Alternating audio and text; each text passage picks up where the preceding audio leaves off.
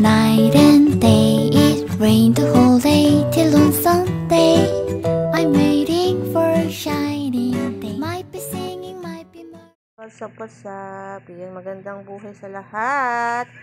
Ayan, for this video ay tayo ay magluluto ng ating pananghalian na ulam. Yan ang ating lulutuin for this video ay ginisang ampalaya na may itlog. Ayan po. Ito po. Yan, ready ko na po. Merong ating binitin na itlog. Binatay. Ay, syempre, yung ginayat natin na ampalaya, yan, binabad ko sa asin namin so para hindi siya mapait pag niluto. Syempre, itong mga rekado natin, yung bawang, sibuyas, at syempre kamatis. Syempre, lagyan din natin yan ng magic sarap. Ayan, at saka mantika. Yan po. So, yan po ang ating lulutuin for this video. Ayan, so, halika, let's go na. Lulutuin na natin.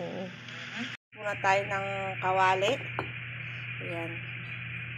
Ating kawali ay pasensya na po sa aming kawali. So, ayan, magpapainit mo tayo ng kawali. Tapos, pag mainit na siya ang kawali, lagyan na natin siya ng cooking oil. Painitin din natin yung ating cooking oil bago tayo mag-isa.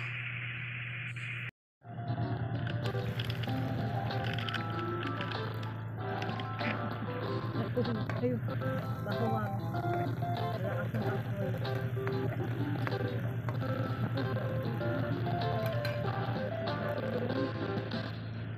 Kamatis. Ginagawa naman.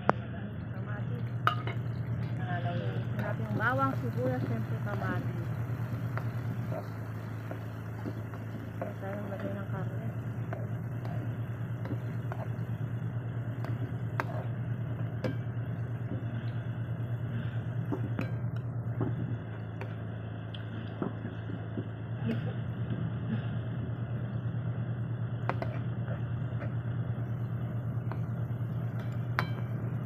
Siyempre, ine-next na natin yung ampalaya.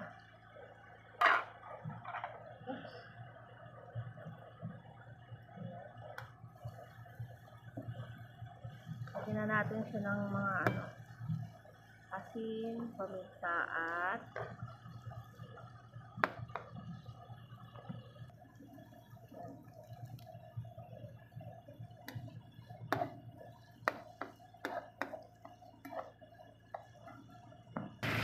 natin ng asin at paminta. Ayan. Lagyan natin siya ng konting water.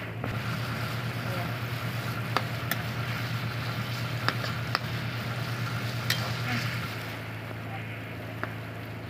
Lagyan konting tubig. Ayan, takpan muna natin siya.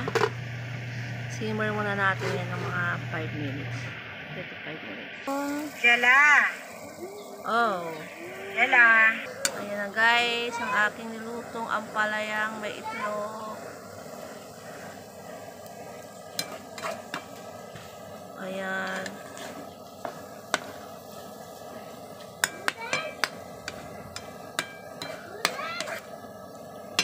Kakaano mo lang.